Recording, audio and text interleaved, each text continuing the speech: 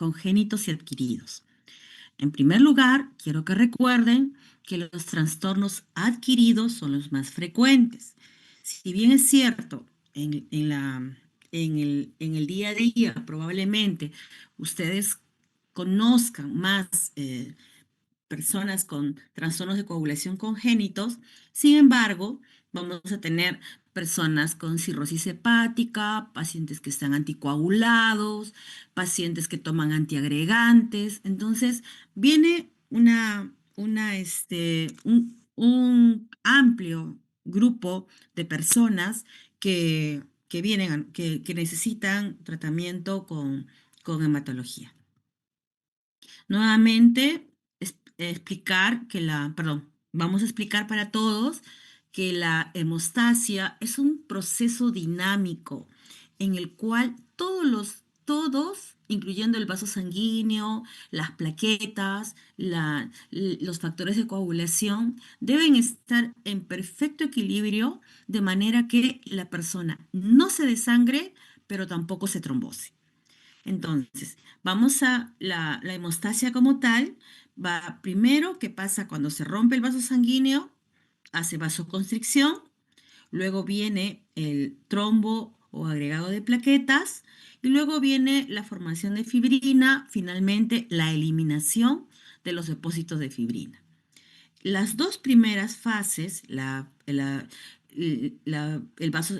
constricción del vaso sanguíneo y la formación del agregado trombo de plaquetas, corresponden a la hemostasia primaria, y la formación de fibrina junto con con la fibrinolisis es la hemostasia secundaria.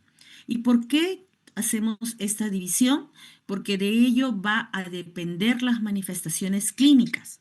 Usualmente va a ser diferente usualmente las manifestaciones de sangrados, hemorragias, perdón, en personas con hemostasia primaria van a ser en mucosas, por ejemplo, epístasis, gingivorragia, eh, es- eh, menstruaciones abundantes, metrorragias, mientras que en la fase, en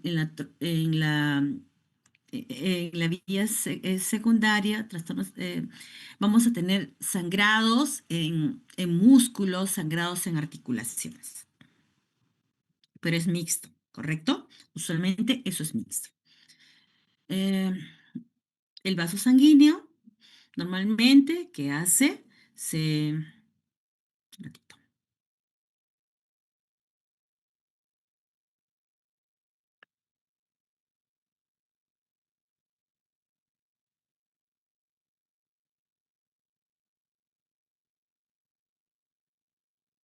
Ya.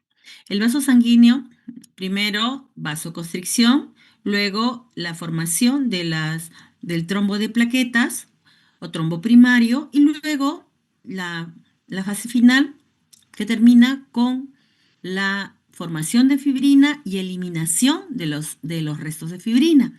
Porque si no se detiene la formación de fibrina, iríamos se podría ocluirse este vaso sanguíneo. Entonces vamos a ver cómo hay fases en las cuales hay alteraciones en alguna de las fases, y por lo tanto la hemorragia no se va a detener. Mis profesores decían: ténganle miedo a la trombosis y no al sangrado. El sangrado puede ser espectacular, pero la trombosis es silente y puede matar. Con esto lo que les quiero decir es que muchos de los pacientes, perdón, para los chicos que han llevado prácticas, han visto que a pesar de que mi consultorio se llama de hemofilia, tenemos también pacientes con trastornos de trombosis que ya están anticoagulados por mucho tiempo, trombosis venosas recurrentes. Como les decía, hemostasia primaria y hemostasia secundaria. Hemostasia primaria usualmente son problemas de plaquetas, petequias. Si son simétricas, vasculitis, que es el diagnóstico diferencial. ¿correcto? Y hemostasia secundaria, hemorragias musculares, eh, o también en articulaciones. Y esto es y puede venir mixto, por supuesto, paciente con cirrosis hepática que tiene plaquetopenia y además tiene deficiencia de los factores vitamina K dependientes. Y viene con hemorragia digestiva, con trombosis, y nosotros tenemos que anticoagular a esa persona. Entonces, es importante por eso. A veces viene solo, usualmente no viene un solo problema, ¿no?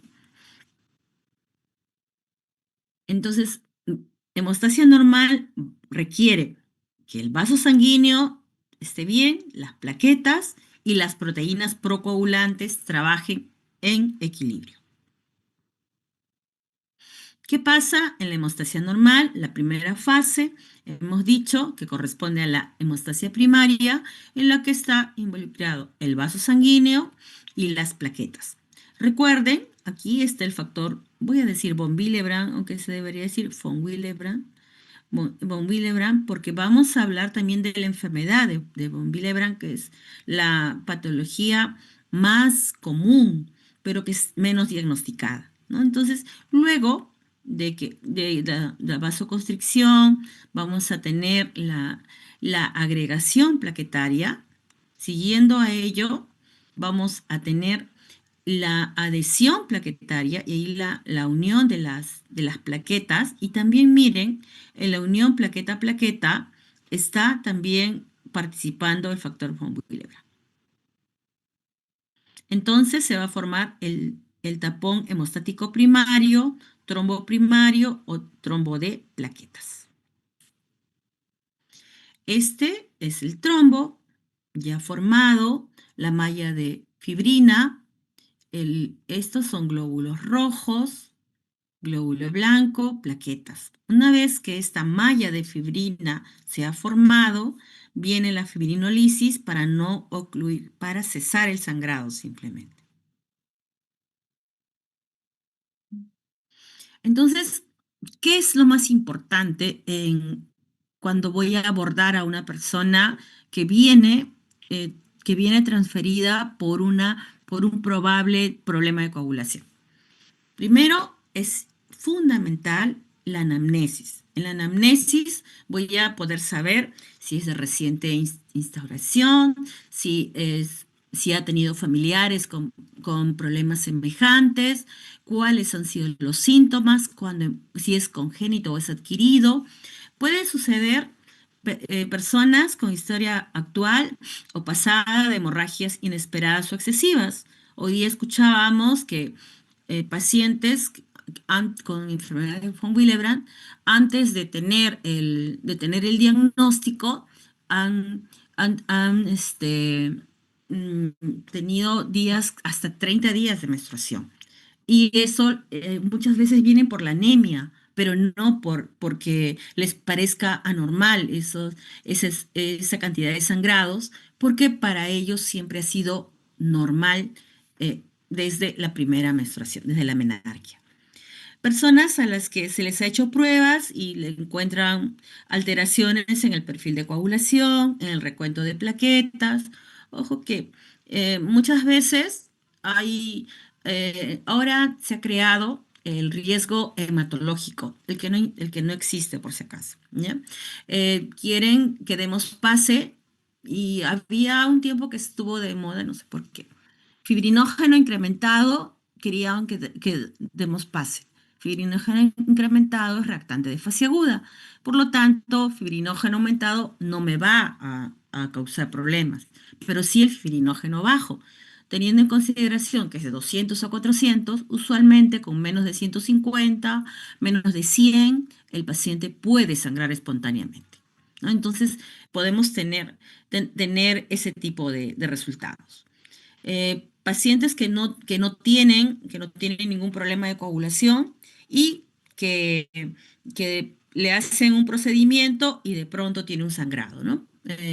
Pacientes que han sido catalogados como fragilidad capilar, varones o mujeres, que al final no es fragilidad capilar, ¿no? Sino son pequeños moretones. Entonces, eh, es nuevamente fundamental la historia clínica. Personas que tienen sangrados después de algún tipo de cirugía, hay pacientes incluso a los que haciéndoles la, el procedimiento han tenido un sangrado muy, muy excesivo y también nos piden evaluar, ¿no? Entonces, recordemos que es importante tener la historia clínica para, para poder ayudar, porque le vamos a poner un título a esa persona. Usted tiene esto o usted no tiene nada, no se preocupe, ¿no? Entonces, es muy importante que podamos hacer la historia clínica, revisar los exámenes auxiliares y poder evaluar en conjunto a la persona que acude para control. Para fines didácticos se divide la vía en vía intrínseca y en vía extrínseca. En la vía extrínseca están principalmente los factores vitamino K dependientes y la vía intrínseca están los factores 8, 9, 11, 12 y van a alteraciones, van a variar el tiempo de tromboplastina activado, mientras que la vía extrínseca van a prolongar el tiempo de protrombina. Eh, Finalmente, el resultado de todo el proceso de coagulación va a ser la transformación de una proteína soluble, que es el fibrinógeno, en fibrina, y esto mediado por la trombina, que es el factor 2 activado, y que va a hacer que se inicie el proceso de transformación de fibrinógeno en fibrina. Ahora, recuerden, la única patología que, eh, cuya deficiencia no causa, no causa sangrado, sino trombosis, es la deficiencia de factor 12. Es la única patología, ¿ya?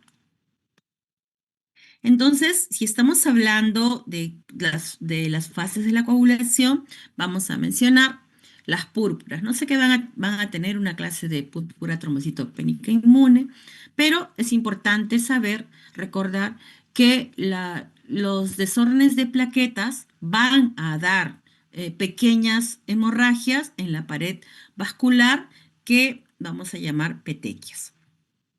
Cuando hablamos de los problemas de las plaquetas, usualmente la persona, lo normal, pongamos como rango normal de 150.000 a 450.000. Si bien es cierto, puede ser un poco menor de acuerdo al laboratorio, eh, pero la persona con menos de 50.000, entre 30.000 a 50.000 plaquetas, es muy poco probable que sangre. Entre 20.000 a 30.000 puede ser con algún desencadenante, por ejemplo, la fiebre. Entre 10.000 a 20.000 sí es muy alta la probabilidad de sangrado y menos de 10.000 mucho mayor. Entonces, eh, cuando tengo problemas de plaquetas, lo divido en dos, centrales o periféricas. Centrales, la médula ósea, la fábrica no trabaja bien, ¿no? Por ejemplo, aplasia medular, leucemias agudas, ¿no? Que eh, al, al estar dañada la fábrica, la médula ósea no produce cantidad suficiente de plaquetas. Periféricas, hiperconsumo, puede ser, por ejemplo, la coagulación intravascular diseminada, distribución desordenada, un ejemplo, el hiperesplenismo. Las proteínas procoagulantes también tenemos producción defectuosa, destrucción o aumento de su consumo, inhibición patológica de su actividad o mixtos. Recordando nuevamente que la mayoría son mixtos y o adquiridos. Producción defectuosa. Por ejemplo, el hígado está enfermo, no produce suficiente cantidad de de proteínas. Vamos a hablar de hemofilia también, que es un problema de la coagulación congénito, que la persona va a nacer con predisposición a sangrado dependiendo del nivel. Destrucción o aumento de consumo, ¿no? Como puede suceder en la sepsis, en la coagulación intravascular diseminada, la inhibición patológica de la actividad del factor, así como tenemos anticuerpos contra la, las, los glóbulos rojos y la enfermedad se llama anemia hemolítica autoinmune. Tenemos anticuerpos contra las plaquetas y la enfermedad se llama púrpura trombocitopénica inmune. Tenemos también anticuerpos contra los factores de coagulación y la enfermedad se llama hemofilia adquirida, que hay que diferenciarlo claramente de la hemofilia congénita. Entonces, cuando nosotros vamos a hablar de los trastornos hereditarios, lo que nos va a los más frecuentes, ¿no? Las hemofilias, hemofilia A, deficiencia de factor 8, hemofilia B, deficiencia de factor 9, y la enfermedad de von Willebrand, que es la más frecuente, hasta el 1% de la población, pero que está subdiagnosticada. Si ustedes revisan en sus libros, van a encontrar todavía hemofilia C, pero la hemofilia C no existe. Antes le decían hemofilia C a la deficiencia de factor 11, pero la deficiencia de factor 11 no está ligada al sexo, por lo tanto, no es hemofilia. ¿Es un problema de coagulación? Sí, pero no es hemofilia, ¿no? Entonces, vamos a puntualizar. ¿Qué tengo que tener presente en los problemas de coagulación? Uno, que los problemas adquiridos son los más frecuentes. Dos, que la anamnesis es fundamental. Tres, que tenemos problemas de hemostasia primaria, hemostasia secundaria. Y cuatro, vamos a catalogar que tenemos problemas de coagulación hereditarios y ejemplos que nos sirven para hemofilia A, que es la más frecuente, hemofilia B es la menos frecuente, y la enfermedad de von Willebrand nuevamente, que voy a ir explicando. Entonces, tanto en hemofilia A como en hemofilia B, los sangrados son de hemostasia secundaria. Por lo tanto, voy a tener sangrado en articulaciones y músculos, hematomas con facilidad, sobre todo en aquellos que tienen hemofilia severa. Nosotros tenemos de 50 a 150% de factor 8 o 9 en nuestra sangre. Las personas con hemofilia severa tienen menos del 1%, hemofilia moderada de 1 a 5% y hemofilia leve más de 5%. El sangrado también puede presentarse epístasis, sangrado menstrual abundante, hemorragias nasales, usualmente bilaterales, que no ceden con la cauterización, por ejemplo, sangrado muy abundante después de algún procedimiento mínimo que, que requiera, que requiera que le coloquen sangre, transfusiones, plasma o plaquetas, ¿no? Entonces, para nosotros más o menos tener una idea de que estamos frente a un problema, a un problema de coagulación. Cuando vamos a investigar cuando vamos a investigar coagulación, tenemos que tener el recuento de plaquetas, el tiempo de sangría, pero tiene que ser el de Ivy, el tiempo de protrombina, que afecta a los factores 2, 5, 7 y 10, y también a los pacientes que están siendo anticoagulados con warfarina. El tiempo de tromboplastina activado es sensible a los factores 8, 9, 10, 11 y 12, también el factor 5, y nos ayuda a monitorizar a los pacientes que están recibiendo heparina no fraccionada. Y bueno, el recuento de fibrinógeno, como les decía, que usualmente es normal de 200 a, a 400, usualmente menos de 150, menos de 100, podemos tener eh, manifestaciones de problemas de fibrinógeno. También vemos aquí que el CID puede alterar todas las pruebas de coagulación. La enfermedad hepática también, cuanto más severa es la enfermedad hepática, va a alterar más las pruebas de coagulación. La hipofibrinogenia, recordemos que el fibrinógeno es una proteína de coagulación. ¿Tenemos pacientes con deficiencia de fibrinógeno congénita? Sí, tenemos dos pacientes, un pediátrico y una paciente adulta. Eh, la que más sangra es la paciente adulta, ¿no? Al mínimo roce, incluso ha llegado hasta hematoma en zona hepático, que ha estado grave en sepsis hace poco. Entonces, hemofilia A o B me va a prolongar el tiempo de tromboplastina. La enfermedad de von Willebrand me puede prolongar el tiempo de tromboplastina, recordando que el factor 8 viaja junto con el factor von Willebrand. Y también el tiempo de sangría, cuando en algunos casos hay una disminución de plaquetas. Los defectos plaquetarios, ¿qué pruebas me van a ayudar?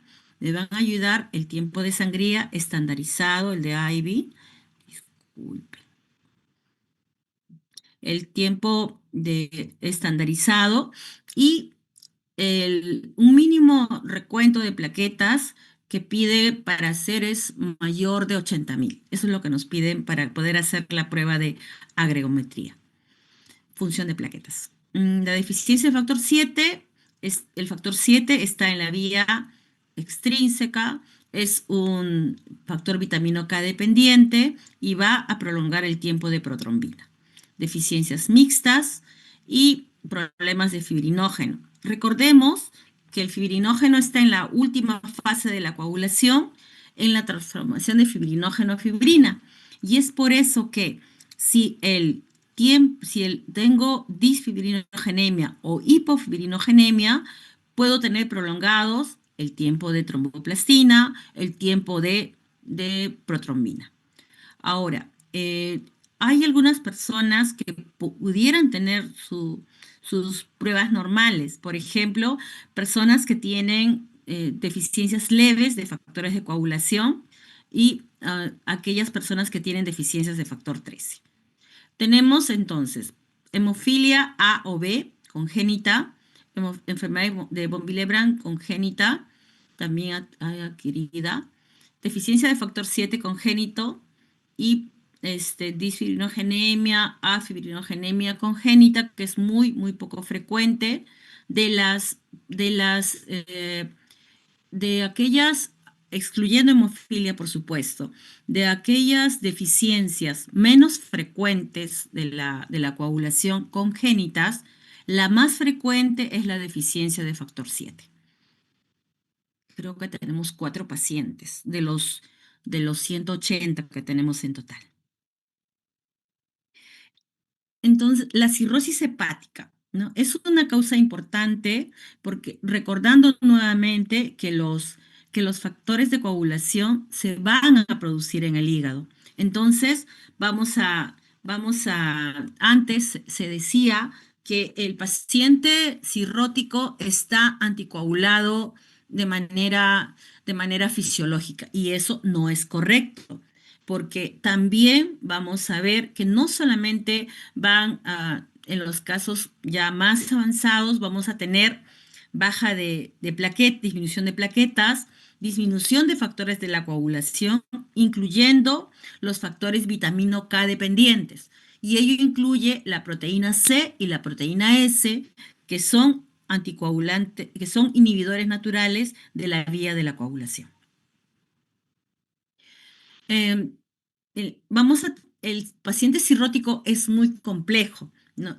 Como les comentaba, tenemos pacientes con hemofilia que han sido contaminados con hepatitis C, han desarrollado cirrosis hepática y uno de ellos, hepatocarcinoma, dos hepatocarcinoma, perdón, uno que ya fue trasplantado de hígado hace algunos años atrás y tengo otro paciente que está en lista de espera de trasplante hepático, ¿no? También hepatocarcinoma que ya ha sido ya quimio embolizado y que está en lista de espera.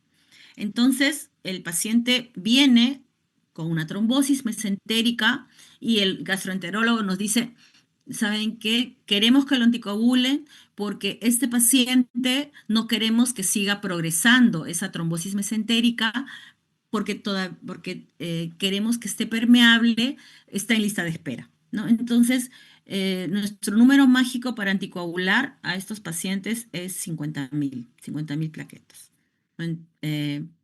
Entonces, no es correcto decir que las personas con cirrosis hepática están anticoagulados de manera fisiológica. No es cierto.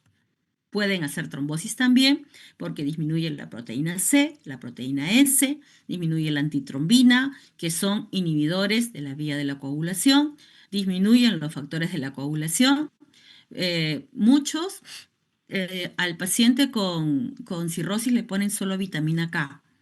Hay deficiencia de los factores vitamina K dependientes, pero no necesariamente solo la vitamina K. Puede ser que necesite, por ejemplo, ese paciente que les he mencionado, los que van a ir a trasplante hepático y tienen cirrosis, tienen plaquetopenia, pues previo al trasplante se le pone plaquetas, se le pone plasma, se le pone crío. En caso de que además tenga hemofilia, se le pone factores de coagulación y de esa manera el paciente eh, va al trasplante y una vez que ya el nuevo hígado está funcionando, ya no necesita el hematólogo, porque ya está produciendo normalmente, incluso el paciente con hemofilia, ¿no? El paciente con hemofilia que les he mencionado ya lleva más de 10 años trasplantado de hígado y muchos de sus hermanos de sangre, como ellos se hacen llamar, querían también que se les trasplante el hígado porque ya se olvidó de los factores, ¿no? El nuevo hígado produce factor 8, pero el trasplante no es un procedimiento sencillo. La enfermedad de von Willebrand es un desorden hemorrágico, es el desorden hemorrágico más común y lo que vamos a tener principalmente son sangrados, como les había mencionado, en mucosas, metrorragias, hematomas con facilidad. Eh, y es importante saber además que vamos a subclasificar, ¿no? Tipo 1, tipo 2, tipo 3. El tipo 1 es el más común. El tipo 2, el tipo 1 es cuantitativo, el tipo 2 es cualitativo y el tipo 3 tenemos factor 8 y factor von Willebrand bajo, ¿correcto? Entonces, estos pacientes pueden sangrar igual que una persona con hemofilia. Existe enfermedad de von Willebrand adquirido, así como hablaba de hemofilia adquirida. Hemos tenido 2 casos durante COVID y bueno, allí uno de los pacientes, un paciente con antecedente de leucemia mieloide aguda, post-trasplante de médula ósea, viene con sangrado extenso a emergencia y lo primero que uno piensa es recayó la enfermedad y no, la médula todo normal, era una epístasis incoercible. Luego se le dio el tratamiento inmunosupresor, no respondió y lamentablemente el señor falleció desangrado. Y tenemos otra paciente, bueno, la señora viene ha venido el año pasado, todo COVID se la ha pasado en Puno, ella llega hasta 3 de hemoglobina, ha tenido antecedente de cáncer de estómago, pero está curada. Sin embargo, tiene hemorragias gástricas, y viene cada cierto tiempo, ha venido hace poco para que le hagan una endoscopía, ¿no? Y sigue teniendo los anticuerpos, von Willebrand adquirido. Y, y llega hasta hemoglobinas muy, muy bajas y simplemente la transfunden y así está la paciente. Entonces, como les decía, cuantitativa es el tipo 2 y en realidad deberíamos de tener, nosotros tenemos el dosaje del antígeno, el cofactor de ristocetina, pero no tenemos los análisis de multímeros.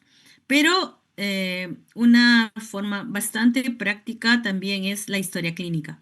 La historia clínica es clara, es, es, este, es bastante orientadora, ¿no? Cuando diagnosticas a uno, incluso en familias de médicos, nos ha sucedido que una colega, años atrás, ella la operan de apendicitis y hace un seroma, lo drenan, le ponen plasma y la mandan a casa. Luego la doctora se cae, radióloga, esposa de médicos, mamá de médicos, suegra de médicos, se cae, tiene una fractura en la cadera que nunca consolidó porque tenía el hueso muy poroso y sangraba. Disculpen un ratito.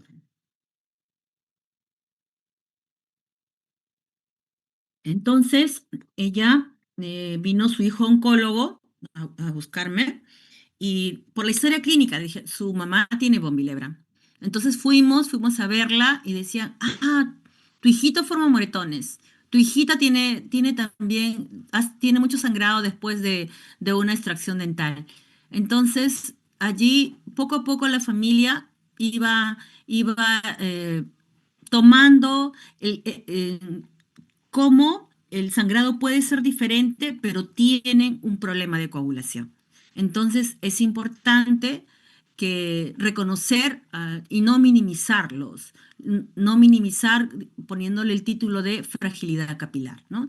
Luego, bueno, la colega desarrolló, fue operada de la cadera, volvió a caminar, luego hizo una cirrosis autoinmune, fue trasplantada de hígado, estuvo unos años más y de allí ya no supe más de ella, ¿no? Pero está cerca de nosotros, ¿no? En cuanto a la desmopresina es útil en los defectos cualitativos porque va a sacar el factor von Willebrand de los lugares de depósito y se puede usar máximo 2 días porque puede producir taquifilaxis. La terapia de reemplazo ideal es con el factor deficiente. ¿Tenemos factor 8 von Willebrand? Sí, sí tenemos en la institución, no de trabajo. La hemofilia, como les había mencionado, factor 8, hemofilia A, factor 9, hemofilia B. Ambos participan en la vía de la coagulación, en la vía intrínseca, por lo tanto, prolongan el TP y el TPTK. ¿Qué pasa en la hemofilia? La mujer portadora, 25% de probabilidad en cada embarazo de tener un niño no hemofílico, una niña no portadora, un niño hemofílico, una niña portadora. Si la persona hemofílico se casa con una mujer no portadora, sus hijas van a nacer portadoras. Y si el hombre hemofílico se casa con una mujer portadora, podemos tener hemofilia en mujeres. El 30% de mutaciones que se dan en el cromosoma X pueden ser espontáneas y aparecer la primera persona con hemofilia en la familia. Esta mutación se puede dar en la madre o en la persona afectada. Ahora, en los últimos años, bueno, también se sabe que las mujeres portadoras también pueden tener sangrados, aún teniendo niveles casi normales de factor. Entonces, desde el 17 de abril es el Día Mundial de la Hemofilia, desde hace 2, 3 años, la Federación Mundial de Hemofilia siempre saca un lema y es las niñas y mujeres también sangran, ¿no? Para tomar atención de que este grupo de mujeres portadoras también tienen sangrados hasta en un 30% y hay otros problemas de coagulación que también no están diagnosticados, como es la enfermedad de von Willebrand, que puede causar sangrados abundantes y que nuevamente viene la persona por la anemia, más no porque le llame la atención sangrar 7 días y usar de pronto inclusive, nos han dicho, practipañales, ¿no? Entonces a veces es una manera indirecta para nosotros de preguntarles cuánto sangran, lo normal puede ser, pero usó las toallas de noche en el día y usó 2 paquetes en todo el ciclo. Entonces, eso no es normal, en todo el ciclo menstrual, ¿no? Eso no es normal. Entonces, ¿por qué mencionamos hemofilia? Es una enfermedad congénita, recuerden, van a estar cuando están todos los factores de coagulación, vamos a tener la formación de fibrina y finalmente la detención de la hemorragia. Cuando está deficiente o ausente el factor de la coagulación, que en este caso el factor 8 o el factor 9, la hemorragia no se va a detener. ¿Ya? No se va a detener. Y ello es importante que ustedes conozcan, que ustedes sepan, como médicos generales, hacer el diagnóstico de un probable problema de coagulación. Es muy importante. Acá vemos, por ejemplo, él es lawyer, tiene su hermano gemelo, nuestra enfermera, la señora Zoila, ya no trabaja con nosotros, pero siempre se acuerda. Aquí está preparando su factor y ven que esta bandita es gruesa como para no dañar el vaso sanguíneo donde va a colocarse el factor 8. Tiene hemofilia A. Y ven aquí todo el equipo, todo el set para colocarse el factor. Entonces, para hacer el diagnóstico de problemas de coagulación en general, debemos de saber primero las deficiencias, como les dije, la deficiencia de factor 11 también participa en la vía intrínseca y tiene síntomas de sangrado. Eh, Deficiencia de factor 12 prolonga el tiempo de tromboplastina, pero no da sangrados. La enfermedad de von Willebrand puede prolongar el tiempo de tromboplastina y va a tener sangrados de diferentes grados. La presencia del anticoagulante lúpico va a prolongar el tiempo de tromboplastina, pero no va a tener sangrado. La hemofilia adquirida no va a corregir en la prueba de mezcla y va a tener sangrado. El efecto de heparina, ya hemos dicho que se evalúa con el tiempo de tromboplastina. La deficiencia de vitamina K, también en los niños, ¿no? El tiempo de protrombina y la enfermedad hepática en sus diferentes grados puede prolongar el tiempo de protrombina, el tiempo de tromboplastina, el recuento de plaquetas y la coagulación intravascular diseminada que va a alterar las pruebas de coagulación.